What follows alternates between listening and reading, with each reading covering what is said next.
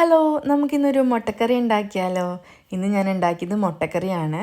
അപ്പോൾ മിക്ക വീടുകളിലും അമ്മമാർ ഈ ചിക്കനും ഫിഷും ബീഫൊന്നും ഇല്ലാത്ത ദിവസങ്ങളിൽ ഒപ്പിക്കുന്ന ഒരു കറിയായിട്ടാണ് എനിക്ക് ഇതുവരെ തോന്നിയിട്ടുള്ളത്. അപ്പോൾ നമുക്ക് എങ്ങനെ ഉണ്ടാക്കണമെന്ന് നോക്കാം. ആവശ്യത്തിനുള്ള സാധനങ്ങളൊക്കെ ഞാൻ എടുത്തു വെച്ചിട്ടുണ്ട്. സവാള, തക്കാളി, വെളുത്തുള്ളി, പച്ചമുളക്, വേപ്പില, പിന്നെ ആവശ്യത്തിന് എണ്ണയും, നമുക്ക് മെയിൻ താരം മുട്ടയും, പിന്നെ മസാല ബോക്സൊക്കെ റെഡി ആയിട്ടുണ്ട് ഇവിടെ.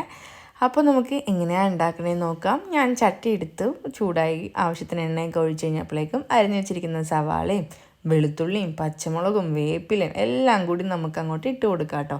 അപ്പോൾ ഞാൻ എല്ലാം ഓരോന്നോരോന്നായിട്ട് ഇട്ട് കൊടുക്കുന്നുണ്ട്.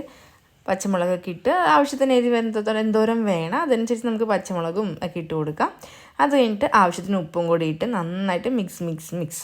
അപ്പോൾ ഉപ്പിട്ട് കഴിഞ്ഞാൽ പെട്ടെന്ന് വഴന്ന് കിട്ടും എന്ന് പറയും. അപ്പോൾ ഞാൻ ഉപ്പും കൂടി ആഡ് ചെയ്തിട്ടുണ്ട്. അതിൻ്റെ കൂടെ തന്നെ നമ്മൾ അരിഞ്ഞ് വെച്ചിരിക്കുന്ന നല്ല പഴുത്ത തക്കാളിയും കൂടി ഇട്ട് കൊടുക്കുക. തക്കാളി ഇട്ടില്ലെങ്കിലും കുഴപ്പമില്ല. ഇനി തക്കാളി ഇല്ലയെന്നുണ്ടെങ്കിൽ നമുക്ക് അതിന് പകരമായിട്ട് ചൊറക്കിടാം കേട്ടോ. അപ്പോൾ നന്നായിട്ട് വഴന്ന് വന്നപ്പോഴേക്കും നമുക്ക് പൊടികളിടാം. മഞ്ഞൾപ്പൊടിയും അതുപോലെ തന്നെ മുളക് പൊടിയും. ഈ മുളക് പൊടിയൊക്കെ നമ്മുടെ ആവശ്യത്തിന് വേണ്ടി ഇട്ട് കൊടുക്കാം. എരിവ് കൂടുതൽ ഞാൻ പിന്നെ ഇവിടെ കാശ്മീരി ചില്ലി പൗഡറാണ് യൂസ് ചെയ്യുന്നത്. അപ്പോൾ നല്ല കളറും ഉണ്ടാവും, അതുപോലെ തന്നെ അത്ര എരിവും ഉണ്ടാവില്ല. ആവശ്യത്തിന് കുരുമുളക് പൊടിയും കൂടി ഞാൻ ആഡ് ചെയ്യുന്നുണ്ട്. പിന്നെ കുറച്ച് എണ്ണയും കൂടി ഇട്ട് നന്നായിട്ടൊന്ന് എടുത്തിട്ടുണ്ട് കേട്ടോ.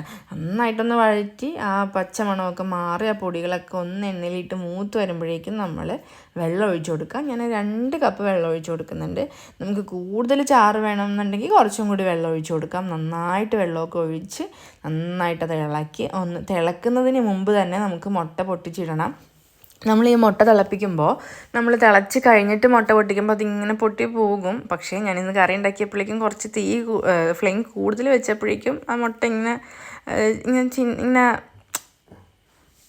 ഇങ്ങനെ പൊട്ടി പോണ പോലെ ഇരിക്കും, അല്ലെങ്കിൽ നന്നായിട്ട് വരും. അപ്പോൾ നമ്മൾ കുറച്ചും കൂടി ഉപ്പൊക്കെ ഇട്ട് കൊടുത്തു ഞാൻ. എന്നിട്ട് നന്നായിട്ട് ഇളക്കി ചട്ടി ജസ്റ്റ് ഒന്ന് ഇളക്കിയിട്ട് നമ്മൾ അടച്ച് വെച്ച് വേവിച്ചു. ഒരു 5-8 മിനിറ്റ്, അതിൽ കൂടുതലൊന്നും വേണ്ടി വരില്ല. അത് കഴിഞ്ഞ് കുറച്ച് കഴിയുമ്പോഴേക്കും നമുക്ക് ഈ ഓരോ മുട്ടകളും മറിച്ചൊന്നും ഇടാം. 2 സൈഡും ഒന്ന് വെന്ത് കിട്ടാൻ വേണ്ടിയിട്ടാണ്. അപ്പോൾ ഇതിൻ്റെ ഫ്ലെയിം കൂടിയതുകൊണ്ടായിരിക്കാം ഇപ്രാവശ്യം ഇങ്ങനെ പൊട്ടിപ്പോയത്. അല്ലെങ്കിൽ നല്ല ഇതായിട്ട് ഓരോരോ മുട്ടകളും നന്നായിട്ട് വരും. അപ്പോൾ നല്ല എരിവും പുളിയും ഒക്കെ തക്കാളിയൊക്കെ ഇട്ടുകൊണ്ട് നല്ല പുളി ഉണ്ടാവും. നല്ല ടേസ്റ്റാണ് ഈ കറി. എനിക്ക് പണ്ട് തൊട്ടേ വീട്ടിൽ ചോറൊക്കെ കിട്ടുമ്പോൾ ഈ കറി എപ്പോഴും വയ്ക്കാറുണ്ട്. എനിക്ക് ഭയങ്കര ഫേവറേറ്റ് ആയിട്ടുള്ളൊരു കറിയാണ്. ഈ കറി ഉണ്ടെങ്കിൽ നമുക്ക് വേറെ ഒരു കറീൻ്റെ ആവശ്യമില്ല. അപ്പോൾ എല്ലാവരും വീട്ടിൽ ട്രൈ ചെയ്യുക, അഭിപ്രായങ്ങൾ പറയുക. അപ്പോൾ അത്രയേ ഉള്ളൂ. ബൈ.